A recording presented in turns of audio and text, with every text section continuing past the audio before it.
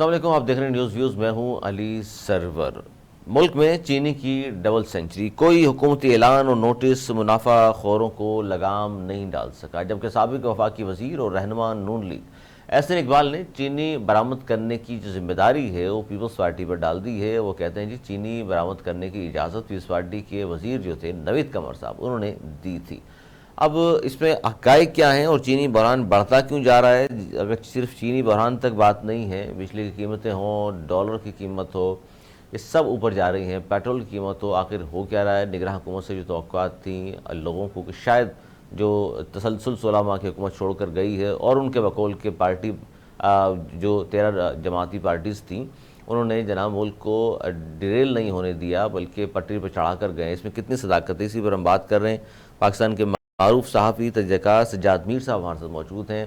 بہت شکریہ سجاد میر صاحب، کیا کہیں گے؟ ملک میں مہنگائی بہت اس وقت اتنی ہو چکی ہے کہ جو خان صاحب کی دور حکومت ہم سنا کرتے 13%، اب تو 30 سے زیادہ ہو گئی، اور ملک میں اس وقت چینی کی بھی ڈبل سینچری مکمل ہو گئی ہے۔ اب یہ جو اتحادی جماعتیں تھیں ایک دوسرے پر سارے الزام تراشیاں کر رہی ہیں، یہ حقائق ہیں؟ یہ دیکھیے جو الزام تراشی والی باتیں ہیں، یہ ایک صورتحال یہ ہے کہ 13 جماعتیں جو ہیں ان میں سے باقی تو ساری ہاتھ جا چلی گئی ہیں اور اپنی طرف سے بڑی ذہین بن رہی ہیں کہ سارا بلبا پاکستان مسلم لیگ پہ ڈال دیا جائے، کیونکہ ان کا پرائم منسٹر تھا۔ لیکن ایسی بات نہیں تھی کہ سارا کچھ پرائم منسٹر کے ہاتھ میں تھا یا شہباز شریف کے ہاتھ میں تھا، چنانچہ انہوں نے کہنا بھی شروع کر دیا ہے کہ بھئی یہ مسلم لیگ کی حکومت نہیں تھی، یہ 13 جماعتوں کی حکومت تھی۔ دیکھیں فیصلے اس کے ہاتھ میں کیا تھے؟ ایک بار آیا، پہلی بار شاید آیا کہ کابینہ میں ایک طرح کی ایکسٹینشن ہو رہی ہے، اور اس وقت 8 کوئی معاونین جو ہے مقرر کیے گئے، اور خبر یہ آئی کہ 8 میں سے 7 پیپلز پارٹی کے ہیں۔ تو پیپلز پارٹی تو اپنا شیئر اتنا لیتی رہی ہے کہ جس کا پتہ بھی نہیں چلتا رہا، اور ان کا خیال ہے کہ ان پر اب بھی کوئی الزام نہ لگے، الزام دوسروں پہ لگے۔ دیکھیے سب نے بڑی محنت کی ہوگی، سب نے بڑے مل جل کے کام کیا ہے، اور ایک بہت ہی مشکل صورتحال میں یہ اتحاد باقی رہا ہے۔ لیکن اس وقت جب آپ الیکشن میں جا رہے ہیں، آپ کے جی ہمارا تو قصور ہی کوئی نہیں، یہ دوسرے کا قصور ہے، تو دوسرا بھی بول اٹھتا ہے۔ چنانچہ ایسا اقبال نے جو یہ بات کی ہے، انہوں نے کہا کہ بھئی بات یہ ہے کہ یہ فیصلے جو ہے کہ چیز ایکسپورٹ کرنی ہے، امپورٹ کرنی ہے، یہ تو کامرس منسٹری کرتی ہے، اور کامرس منسٹری ہی وہ فیڈ دیتی ہے، دیکھتی ہے، کو کابینہ اس کی بنیاد پہ فیصلہ کرتی ہے۔ تو یہ تو کامرس منسٹری نوید قمر پیپلز پارٹی کے پاس تھی۔ اچھا پیپلز پارٹی اپنی منسٹریوں کے بارے میں اتنی پکی ہے کہ وہ تو کہتی ہے کرکٹ بورڈ کا چیئرمین آپ نے نجم سیٹھی کو کیوں لگایا؟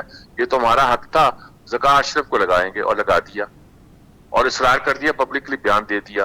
تو یہ کیسے ہو سکتا ہے کہ نوید قمر منسٹری کا چیئرمین ہو اور وہ کچھ اس قسم کی بات نہ کرتا ہو، جبکہ انٹرسٹ ہے پیپلز پارٹی کے بہت سے لوگوں کے، خاص طور پر آصف زرداری کے چینی کے کاروبار میں؟ یہ کیسے ہو سکتا ہے کہ وہ انہوں نے رپورٹ دی کہ ہمارے پاس سرپلس چینی پڑی ہوئی ہے، یہ چینی جو ہے یہ اس کو ہم امپورٹ کر سکتے ہیں۔ اسحاق ڈار بھی آپ کہتے ہیں کہ ہمارے پاس سرپلس چینی تھی اور اگر ہم نے امپورٹ کر کے پیسہ کمایا، وہ وزیر خزانہ تھے نا، لیکن وہ ایسے اقبال کہتے ہیں یہ رپورٹ تو وزارت تجارت نے ہمیں پیش کی کہ ہمارے پاس سرپلس پڑی ہوئی ہے، چنانچہ ہم نے امپورٹ کر دی۔ آپ بجائے اجتماعی ذمہ داری قبول کرنے کے اگر آپ یہ کرتے ہیں کہ صاحب مسلم لیگ کی حکومت یہ کر رہی، تو مسلم لیگ کی حکومت یہ کہہ دے گی کہ بھائی آپ کے پاس منسٹری تھی، آپ نے ریکمینڈ کیا تھا، ہم لوگ اس جانسے میں آ گئے، ہم نے کر دی۔ اچھا اب اس میں بھی صورتحال یہ ہے کہ اسحاق ڈار کہتے ہیں کہ اس کے باوجود جو ہمارے پاس چینی پڑی ہوئی ہے وہ اتنی ہے کہ کرشنگ سیزن تک کے لیے کافی ہے، 23 شاید لاکھ ٹن ہے، اور ہمیں 5 لاکھ ٹن ہر مہینے چاہیے، 4 مہینے کی 20 لاکھ ٹن چاہیے، اس سے زیادہ چینی موجود ہے۔ اس وقت جو گڑبڑ ہو رہی ہے وہ ذخیرہ اندوزی سے ہو رہی ہے اور بیڈ گورننس سے ہو رہی ہے۔ بیڈ گورننس میں کئی چیزیں شامل ہیں، یعنی کہ ایک تو ذخیرہ اندوزی شامل ہے، اور دوسری شامل ہے کہ سمگلنگ ہو رہی ہے۔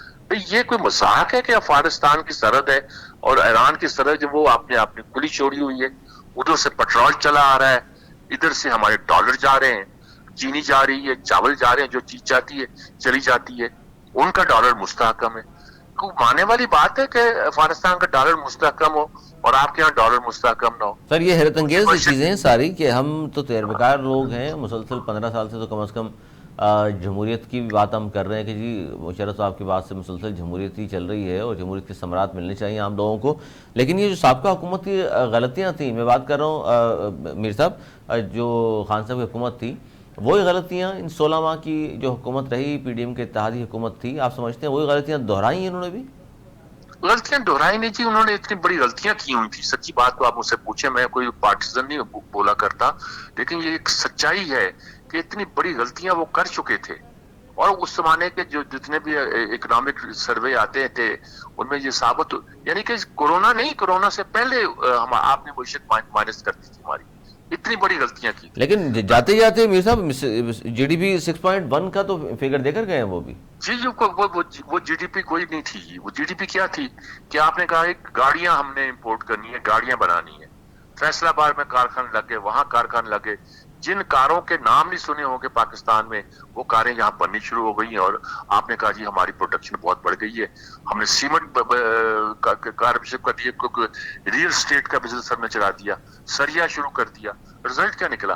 اس کو ہم اپنی پروڈکشن شو کرتے ہیں، اس کو اپنی گروتھ شو کرتے ہیں، یہ ہماری گروتھ نہیں تھی، گاڑیاں بنانا کوئی گروتھ تھوڑا ہوتا ہے جی، ہم نے اور اس پہ بینکوں نے قرضے دے دیے فنانس کرنے کے لیے، ہر آدمی جاتا تھا ایک گاڑی جو تھی وہ فنانس کرا لیتا تھا اور اس کے بدلے میں 10 لاکھ 20 لاکھ فالتو میں اگلے دن وہ گاڑی بیچ دیتا تھا۔ یہ یعنی کہ جو گاڑیاں اس ملک میں 20 لاکھ کی تھیں وہ گاڑیاں اس ملک میں 80 سے لاکھ کی ہو گئی۔ بالکل، یہ تو ہماری اکانومی بنی، اور اس پہ پیٹرول کا خرچہ اور بڑھ گیا، اور یہ ان لوگوں نے گاڑیاں بینکوں کے پیسوں سے گاڑیاں خریدی گئیں اور خریدنے والوں نے اس کو آگے بیچ دیا۔ یہ تو ایک پریویلیج کلاس کو فائدہ پہنچانے کے لیے، اسے جی ڈی پی نہیں کہتے، جی ڈی پی تو وہ ہوگی جس کے اثرات عوام تک پہنچے، جی ڈی پی تو وہ ہوگی جب ہماری پروڈکشن بڑھے گی، جی ڈی پی تو وہ ہوگی جب سچے معنوں میں ہماری ایکسپورٹ بڑھے گی، ہماری امپورٹ اورینٹڈ اکانومی ہے۔ اب بعد میں جو آئے انہوں نے امپورٹ کو کنٹرول کرنا پڑا، آپ کا پیسہ نہیں تھا، جب امپورٹ کو کنٹرول کرتے ہیں آپ کا ٹیکس ریونیو کم ہوتا ہے، آپ کی جی ڈی پی کم ہوتی ہے، اکانومی کم ہوتی ہے، تو آپ کی تو اکانومی ہی امپورٹ بیسڈ بن کے رہ گئی ہے، امپورٹ بیسڈ۔ اس سے پر دیکھیے اب اگر سچ بولا جائے تو ساری خرابی جو ہے نا یہ سن 16 کے آخر 17 کے شروع میں شروع ہوئی ہے۔ اچھا میاں صاحب کے جانے کے بعد آپ کہہ رہے ہیں، میاں صاحب جانے کے بعد میاں صاحب کو جو بھیجنے کا پروجیکٹ تھا اور اس کے جواب میں ایک نئے آدمی کو لانے کا جو پروجیکٹ تھا، اور نئے آدمی کو لانے کے ساتھ ساتھ اس کو خود اس کی باغیں اپنے ہاتھ میں لینے کا پروجیکٹ تھا، وہ ناکام ہوا، اور پھر اس کو نکالا گیا جس طریقے کے ساتھ، وہ اس سے بڑا ڈیزاسٹر پیدا کر دیا۔ کچھ ہاتھ تو اس کا ازالہ نظر آ رہا ہے سر آپ کو میر صاحب کہ یہ جو پروجیکٹ تھا جو میاں صاحب کو نکالا گیا، انہوں نے خود بھی کہا مجھے کیوں نکالا، اور وہ پھر ظاہر ہے اب تو تمام باتیں کھل رہی ہیں، تو آپ کو لگتا ہے کہ اب جو میاں صاحب کی ابھی ایک خبر بھی یہ بھی چل رہی ہے کہ جی شاید 15 اکتوبر تک میاں صاحب واپس تشریف لے آئیں گے، تو ازالہ ہو رہا ہے اس کا؟ مجھے نہیں پتا کہ ابھی میاں صاحب واپس آئیں کہ نہیں آئیں، ازالہ، لیکن ازالہ ہوتا نظر آ رہا ہے آپ کو سر؟ میاں صاحب بہت ذہانت کے ساتھ سوچ رہے ہیں کہ انہیں آنا چاہیے کہ نہیں آنا چاہیے، ساری باتیں سوچ رہے ہیں، ملک کے حالات ایسے کر دیے کہ میاں صاحب آئیں گے تو کیا کریں، ایک آخری سہارا آسرا جو لوگوں کے ذہنوں میں ہے کہ شاید وہ لوگوں سے بولے ایک طبقے کے ذہن میں ہے کہ وہ آئیں گے تو کچھ کر دیں گے، تو وہ بس سوچ رہے ہوں گے کہ میں کیا کروں گا جب تک یہ کچھ کرنے کا ہاتھ پلے نہ ہو۔ آپ نے اپنی اسٹیٹ بینک کی اٹانومی ان کو دے دی، in writing they the, constitution کے تحت دے دی، اور آپ کی اب وزارت خزانہ جو وہ بھی ان کے ہاتھ میں، کوئی ہاتھ پلے نہیں ہے۔ آپ کہتے ہیں ہم کچھ اپنے عوام کو چھوٹ دینا چاہتے ہیں، کہتے ہیں شٹ اپ، کچھ نہیں کر سکتے آپ، بیٹھ جاؤ آرام سے اور وہ کرو جو ہم کرنا چاہتے ہیں۔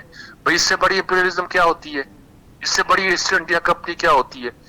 سب کچھ لوٹ کے آپ ہمارا لے جا رہے ہیں اور ہمیں کہتے ہیں بھائی ایک تو میکرو لیول پہ آپ کہو کہ اتنے ٹیکس اکٹھے کرو، اتنی آمدنی پیدا کرو تاکہ جس ذریعے سے، آپ کہتے ہو نہیں آپ کو پیٹرول پر اتنی لیوی لگانی ہے، اتنی جی ایس ٹی لگانی ہے۔ سر یہ تسلیم کیوں کیا سر؟ یہ تمام شرائط مان بھی تو لی گئی نا؟ ہم مانی گئی ہیں، یہی میں کہتا ہوں انہوں نے لگائی ہیں، ہمارے لوگوں نے مان لی ہیں، اور ماننے والے جو تھے وہ وہی حکومت تھی جو 4 سال پہلے ہمارے ہاں 5 سال پہلے قائم ہوئی تھی، اور جس نے تباہی کا نقشہ اس ملک میں ایسا وہ تو کسی کو سمجھتے ہی کچھ نہیں تھے۔ 4-6 مہینے یہ غور کرتے رہے کہ ہم آئی ایم ایف کے پاس نہیں جائیں گے، ادھر پھرتے رہے ادھر پھرتے رہے ادھر وہ تو جاتے انہوں نے رہے. کہا تھا اس سے بہتر ہے میں خودکشی کر لوں، لیکن وہ دیر سے گئے جس کی وجہ سے نقصان اور اٹھانا پڑا. نہیں جی، جن کے پاس جاتے رہے ان کو گاڑیاں بھی دیتے رہے، کابینہ میں بیٹھ کر، جہازوں میں بیٹھ کر، اور ساری ان تک پہنچی بھی رہی. جی جی، سعودی عرب کے حوالے سے بات کر رہے ہیں اس آپ. طرح تو نہیں بات چلتی. بہرحال صورتحال یہ ہے کہ ہم بہت بری طرح پھنسے ہوئے ہیں، اور اس میں اس پروجیکٹ کا تعلق ہے جو سن 16 کے آخر میں شروع کیا گیا. اچھا، اس میں اور میر صاحب یہ جو آپ نے شروع میں بات کی تھی وہ بات بالکل ویلڈ ہے، کہ کیونکہ کوئی بھی حکومتی اعلان اور نوٹس جو ہے یہ منافع خور اور ذخیرہ اندوزی جو کر رہے ہیں ان کے خلاف، اس کا مطلب بیڈ گورننس کی بات کی جائے کہ موجودہ حکومت، نگراں حکومت بیڈ گورننس ہے اس میں، جس کی وجہ سے ان پہ قابو نہیں پایا جا سکا.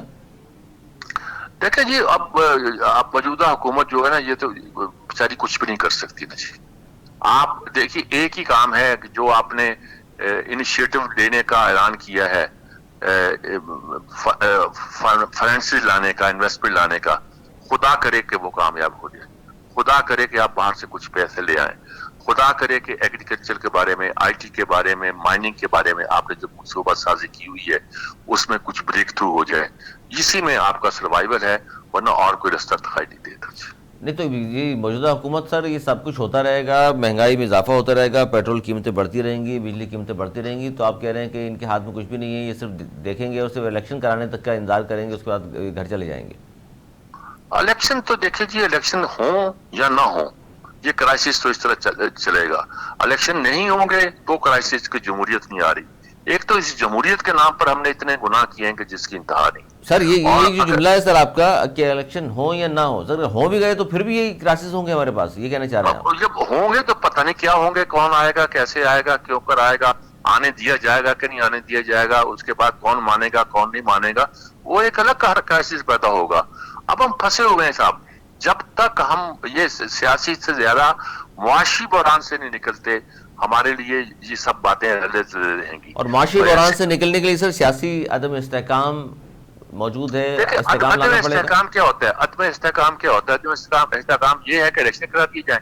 عدم استحکام ختم کرنے کا علاج یہ ہے کہ عمران خان کو پاور دے دی جائے. کیا مطلب ہے عدم نہیں، استحکام اور عدم استحکام؟ استحکام کا مطلب یہ سر تمام پارٹیز کم از کم پاکستان کے لیے، معیشت کے لیے.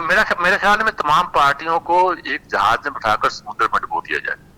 کیا خیال ہے آپ کا؟ یہ ویسے میں نے لاؤڈ تھنکنگ کے طور پر آپ کو مشورہ دیا ہے کہ اگر تمام پارٹیوں کو ایک جہاز میں بٹھا کر ڈبو دیا جائے تو کیا حالات بہتر نہیں ہو جاتے؟ تو ملک کون ساری چلائے گا سر؟ پارٹیاں اقتدار میں نہیں ہیں. پچھلے 4-5 سال میں ساری پارٹیاں باری باری اقتدار میں نہیں ہیں. کس نے کیا کی ہے؟ میں نہیں کہہ سکتا، میں یہ تو بات زیادہ تو کروں پھر اس گا. کا مطلب ہے جمہوریت کی ناکامی کہہ رہے ہیں آپ یہ سب کچھ؟ نہیں جی، میں یہی بات ہے کہ زیادہ بات کروں گا تو جمہوریت کی ناکامی، اور جمہوریت کی ناکامی کا مجھے افسوس نہیں ہوگا، اس پہ ڈر لگتا ہے کہ مارشل لگ جائے گا. ہمارے یہاں مارشل کا تجربہ اچھا نہیں ہے. جہاں کہ جمہوریت تو پارلیمانی جمہوریت یا جمہوری نظام جو ہمارے یہاں چل رہا ہے، اس کے اندر اپنی بہت سی خامیاں موجود ہیں. ہم ان کو ٹھیک کرنے کو تیار نہیں ہیں، ان کو مزید جو ہے خراب کیے جا رہے ہیں. ہمیں تو قانون سازی اور آئین سازی بھی نہیں آتی. 18ویں ترمیم کی اور ہم نہیں جانتے تھے کہ اس ترمیم کے کیا کیا مسائل پیدا ہو سکتے ہیں. مسائل پیدا ہوئے ہیں، اب ہم جمہوریت کے نام پر اس کا دفاع کر رہے ہیں. اب ہم ملک کو بچانا ہے بھائی، نہ آئین کو بچانا ہے، نہ جمہوریت کو بچانا ہے، ملک کو بچانا ہے. لیکن اگر ہم آئین سے ہٹتے ہیں تو پھر ملک نہیں بچتا. اور دیکھیے ہمارے یہاں پیراڈائم، ہمارے یہاں صورتحال عجیب ہے. ہم ٹھیک ہے، فوج بہت سے مسائل کی وجہ بنی ہے اس ملک میں، لیکن اگر خدا نہ خواستہ فوج کو ہوتا ہے تو ملک پھر نہیں بچتا. جمہوریت جو ہے یہ ملک کو ایک رکھے ہوئے، آئین ایک رکھے ہوئے، آئین کو نقصان پہنچتا ہے تو اس ملک کو اتنا بڑا نقصان پہنچے گا جتنا 70 میں پہنچا تھا. لوگ کہتے ہیں اگر یحییٰ خان 56 کا آئین بحال کر دیتا اور اپنی طرف سے نیا دستور سے اسمبلی نہ بناتا تو حالات مختلف ہوتے. لیکن اب کیا کریں ہم، عجیب تو آئین کی تو صورتحال ہے. سرین خلاف ورزی سر مسلسل ہو رہی ہے. کے پی پنجاب میں الیکشن ہونے تھے، وہ نہیں ہوئے، اب بھی 90 دن میں الیکشن ہوتے نظر نہیں آ رہے. یہ تو خلاف ورزی نہیں یہ ہوگی؟ دیکھیں، یہ بھی سپریم کورٹ کا ایک تماشا ہے نا جی، کہ وہ یہ تعویل تو کرتا ہے کہ 90 دن میں انتخاب ہونا ضروری ہے، اور جب انہی کا ایک کولیگ ان سے پوچھتا ہے کیا اسمبلی توڑنے، کوئی باہر کے آدمی کے کہنے پہ اسمبلیاں توڑ دینا نیک نیتی کے مطابق ہے اور آئین کے مطابق ہے، تو سپریم کورٹ اس شخص کو کہتا ہے تم ذرا باہر بیٹھ، ہم تمہارے بغیر ہی فیصلہ کر دیں گے. مذاق بنا ہوا ہے اس ملک میں، اداروں نے اپنا ہی مذاق بنایا، ملک کا مذاق. بہت شکریہ سجاد میر صاحب، بڑی تلخ باتیں کی ہیں لیکن درست باتیں کی ہیں، اور وہی بالکل ہی کہہ رہے ہیں. ہمیں سب کو سوچنا یہ چاہیے کہ سب سے پہلے پاکستان ہے اور پاکستان کا آئین مقدم ہے. آئین سے ہٹ کر کوئی کام کیا تو خدا نخواستہ حالات مزید خراب ہو سکتے ہیں، اور الیکشن ہوں یا نہ ہوں دونوں طرف سے عوام کے لیے خوشخبریاں نہیں ہیں، کیونکہ جو مہنگائی، غربت، بے روزگاری میں مسلسل اضافہ ہم دیکھ رہے ہیں اور ہو رہا ہے، اس کو قابو پانے کے لیے فی الحال تو کوئی بہت زیادہ اقدامات نہیں ہو رہے، بلکہ ایک چھوٹی سی مثال یہ لے لیجئے، ملک میں چینی کی ڈبل سینچری ہو چکی ہے، اور بار بار اعلانات یہ کیے جا رہے ہیں کہ نوٹس لیے جا رہے ہیں اور کہا جا رہا ہے کہ جی منافع خور، ذخیرہ اندوز جو بھی ہیں ان کے خلاف کارروائی ہوگی، اور آپ دیکھیے گا اور آپ سوچئے گا کہ جناب کس طرح کارروائی ہوگی، اور دیکھیے گا آپ سب کے سامنے حقائق ہم لے آئیں گے، لیکن ایسا ہو نہیں رہا، کیونکہ چینی کی ڈبل سینچری اس لیے بھی ہو گئی کہ یہ حکومت جب گئی، سابقہ حکومت کی بات کروں خان صاحب کی، تو چینی 85 روپے تھی، آج 185، اور اب اس وقت ہم پروگرام کر رہے ہیں تو ڈبل سینچری ہو چکی ہے، اور کوئی پرسان حال نہیں ہے غریب عوام کا۔ ہم مہنگائی کی بات کر رہے تھے کہ جی پیٹرول کس طرح مہنگا ہو گیا، بجلی کی یونٹس پھر یونٹ میں اضافہ کس طرح ہو گیا، جبکہ دوسری طرف ہم دیکھیں اشیاء ضروریہ کی قیمتوں میں مسلسل اضافہ ہو رہا ہے، ان کو پر لگ گئے ہیں، لیکن پھر وہی بات کی جائے گی جیسے سجاد میر صاحب نے کہا جی بیڈ گورننس بھی ہے، ان تمام چیزوں کو دیکھنا ہوگا، اس کے بعد انتخابات ہوتے ہیں یا نہیں ہوتے، لیکن عوام کے لیے ریلیف ضروری ہے۔ آج تک اتنا ہی، اگر پروگرام تک کے لیے مجھے میری ٹیم کو دی اجازت، مولانا کے بان۔